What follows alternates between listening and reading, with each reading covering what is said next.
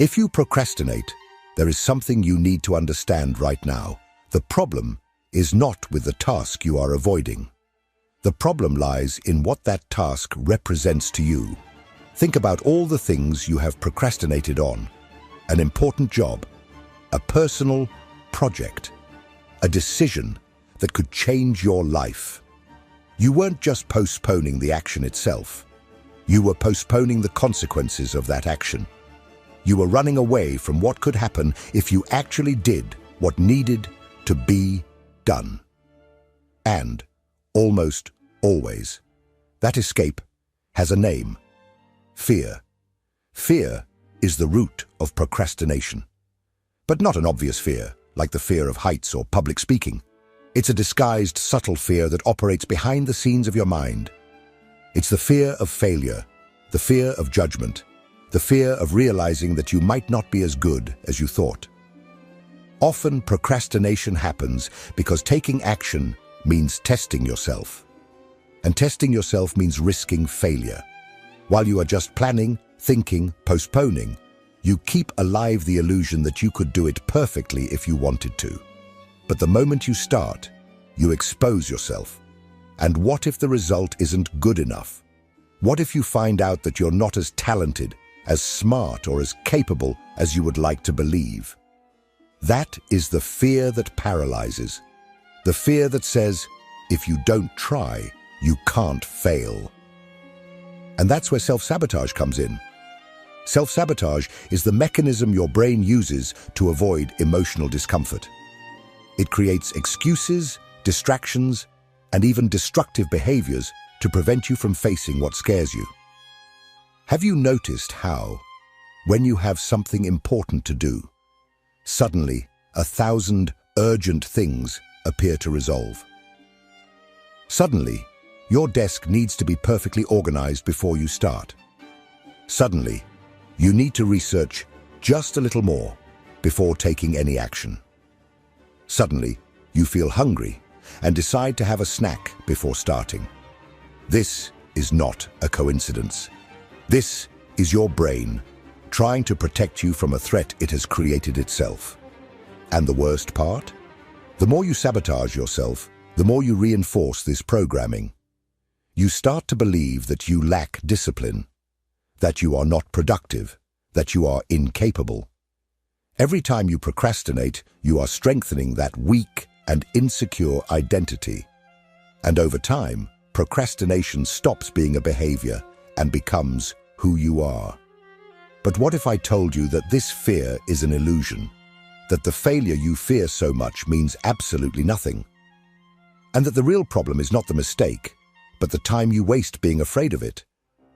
What you need is not more motivation. What you need is to change the way you see failure. Because only when you stop running away from mistakes will you finally be able to act. In the next part, we will talk about an even greater enemy, the world around you. How society, the culture of distraction, and social media are programming you to fail, and what you can do to escape this trap before it's too late. If you think that procrastination is just a personal problem, think again. Procrastination is not just your habit, it is a product of the world you live in. We live in the age of distraction. Never before in human history has it been so easy to avoid any minimally uncomfortable task. Today, you have an entire universe of stimuli available at your fingertips, ready to hijack your attention the moment you think about doing something productive. What once required effort and patience has now been replaced by instant gratification. And guess what? This didn't happen by chance. You have been trained to procrastinate. Think about it. All the big companies in the world, all the tech giants, all the social media platforms have a clear goal: to keep your attention captive for as long as possible. They profit from your distraction.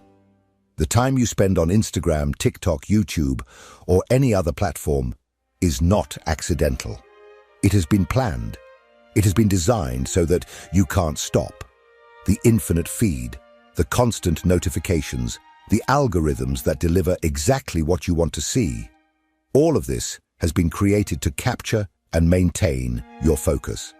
Because the more time you spend distracted, the less time you spend building something in your own life. And here's the cruel irony. The more you procrastinate, the more guilty you feel. And the more guilty you feel, the more you seek distraction to relieve that guilt.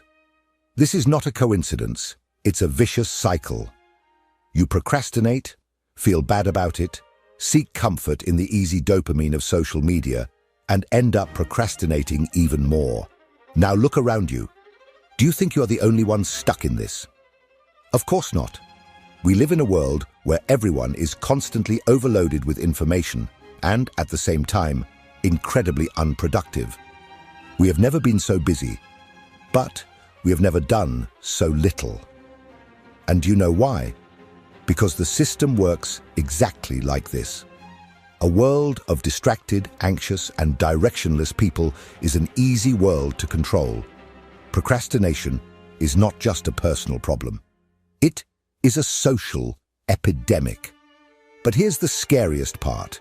If you don't take control of your own mind, someone else will do it for you. So, how do you escape this trap? How do you break this cycle and regain your ability to act, to focus, to build something real? The answer lies in the next part.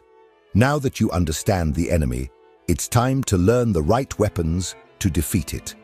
In the next section, we will explore proven psychological methods to destroy procrastination and reprogram your mind to take action. It's time to take back control. Now that you understand why you procrastinate and how your own brain and society work against you, the most important question arises: how to break this cycle? If you're expecting a miracle solution, forget it. Overcoming procrastination isn't about finding motivation, it's about reprogramming your mind. You need to create new mental patterns and replace destructive habits with strategies that force your brain to act even when you don't want to. And that requires effort, resilience, and facing discomfort head-on. If you're ready for that, here are some of the most powerful techniques based on psychology and the workings of your own brain to finally destroy procrastination. 1. The 5-second rule. Trick the limbic system. Your mind will always try to convince you to delay anything that seems uncomfortable. But there's a simple trick to fool this automatic programming: the 5-second rule. This technique, created by Mel Robbins, works like this. As soon as you notice you're hesitating to start a task, count down 5, 4, 3, 2, 1, and just start. Why does this work? Because the limbic system acts quickly to avoid discomfort. But the prefrontal cortex needs just a few seconds of initiative to take control. If you give your mind time to think, you will procrastinate. But if you act before the limbic system comes into play, you break the postponement pattern. 2. The Pomodoro technique. Turning effort into a game. Your brain hates long, tedious tasks, but what does it love? Quick rewards. That's why the Pomodoro technique works so well. It turns work into small challenges. The method is simple.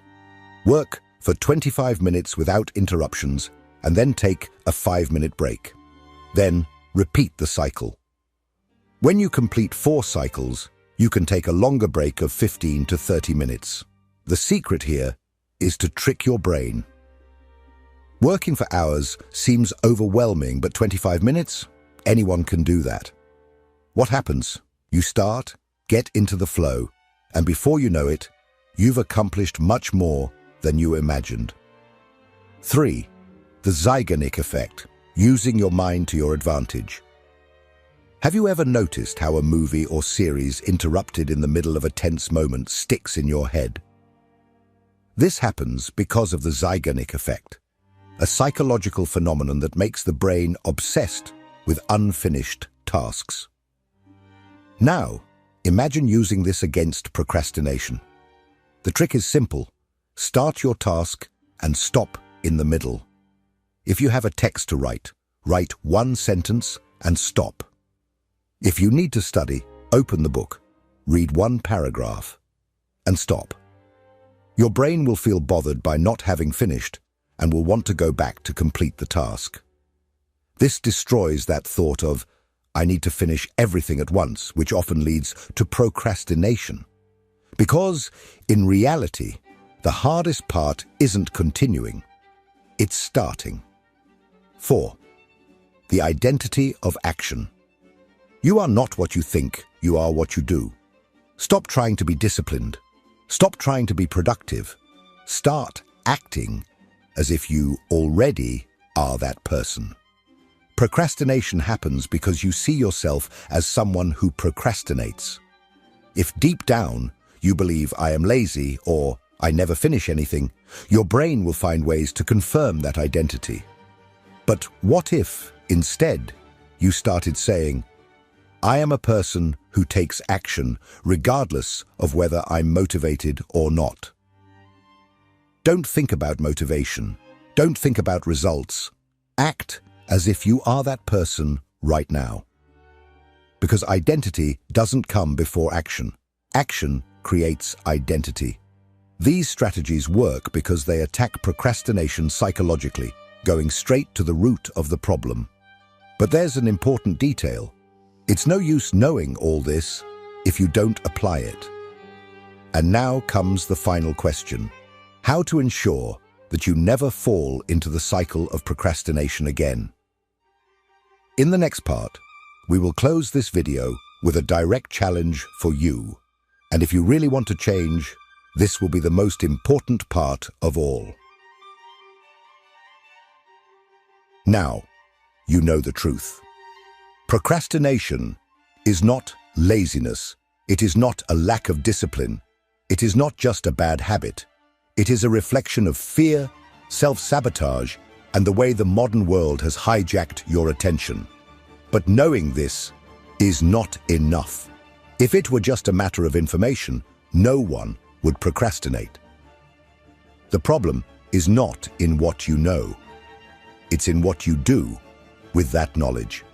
And this is where the hardest part comes. You have a choice. You can leave this video, agree with everything that has been said, find it interesting, and continue exactly as you are. Continue stuck in the same cycle of postponement, seeking more videos, more tips, more explanations, while your life remains stagnant. You can keep fooling yourself saying that you'll start tomorrow, while days, weeks, and years go by. And when you realize it, it will be too late. Or you can make a decision now, a real decision. A decision that changes everything, because in the end, there are only two types of people: those who do and those who watch their lives pass by. And now I want you to prove to yourself which of these people you are. Here is your challenge. In the next 5 seconds, write in the comments what is the first thing you are procrastinating on and that you will take action on today. It can be anything, something small, something big. It doesn't matter. But it has to be now. Don't close this video without leaving a comment. If you don't do this, guess what will happen? Your brain will convince you to do it later. And you know what that means. Later is a place where things never happen. So right now, show that you are in control. And after you do that, keep watching the next video, because it is just as important as this one. If you really want to change, you can't stop now. So go ahead. See you there.